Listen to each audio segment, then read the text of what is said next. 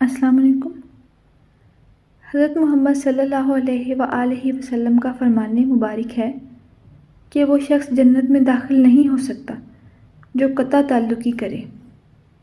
یعنی اگر آپ نے کسی اپنے رشتہ دار سے قطع تعلق کیا ہے تو یہ بہت ہی ناپسندیدہ بات ہے، اور حضرت محمد صلی اللہ علیہ وآلہ وسلم کا فرمان مبارک ہے کہ قطع تعلق کرنے والا جنت میں داخل نہیں ہوگا۔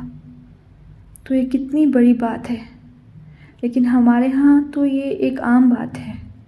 آئے دن ہمارے رشتہ دار آپس میں جو ہے وہ لڑائی جھگڑا کر کے ناراض ہو جاتے ہیں اور سیدھا سیدھا بول دیتے ہیں، میرا تیرے نال مرن جین ختم۔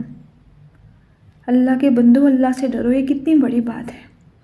اور وہ کہتے ہیں نا کہ اور جگہوں پر جب شادی ہوتی ہے تو خوشیاں منائی جاتی ہیں، تو پاکستان میں شادی کے موقع پر پھوپھیاں منائی جاتی ہیں۔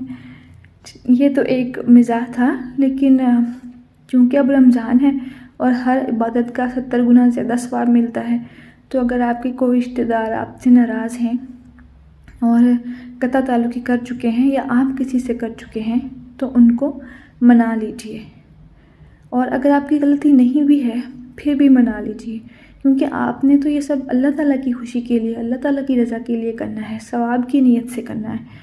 تو اب رمضان ہے تو 70 گنا زیادہ ثواب ملے گا، اس لیے ثواب کی نیت سے جتنے بھی آپ لوگوں کے رشتہ دار ناراض ہیں ان کو منائیے اور اللہ تعالیٰ سے بہت زیادہ ثواب پائیے۔